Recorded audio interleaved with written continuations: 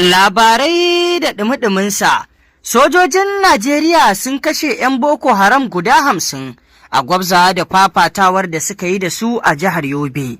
Masu saurare ku gyara zama domin jin wannan nasara da sojojin Najeriya suka samu akan waɗannan 'yan ta'adda wato ISWAP tsagin Boko Haram waɗanda wato suka yi artabu a jihar Yoban.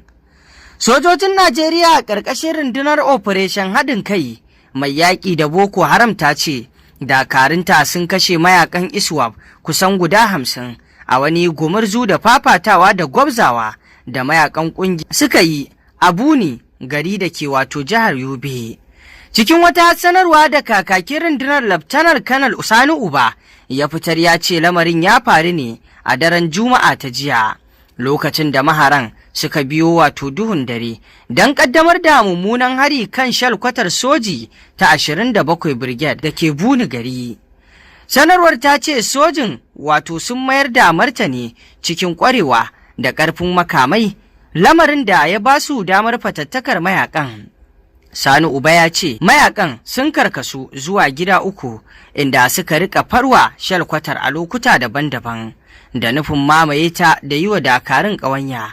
Amma sojojin suka turje tare da fatattakar mayakan cikin ƙwarewa.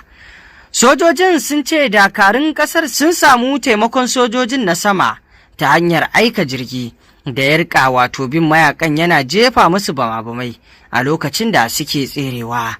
Sanarwar ta kuma ce sojojin sun kwato makamai masu yawa nau'ika daban-daban ciki har da nakiyoyi da makamai na harba gurneti, sai dai rundunar sojin ta ce biyu daga cikin dakarunta sun rasu a lokacin musayar wutar. Wannan da shine artabin da ya faru. Tabbas wannan babban nasara ce da rundunar sojin Najeriya ta samu ta hanyar wato kashe waɗannan 'yan ta'adda da suka yi, wanda hakan yake nuna cewa tabbas wannan ƙasa ta wato Najeriya gwabza da sojoji suke yi domin kawo ƙarshen yakin, ana sa ran nan ba da jimawa ba za a kawar da dukkan wani harkoki na ta'addanci da yardar Ubangiji.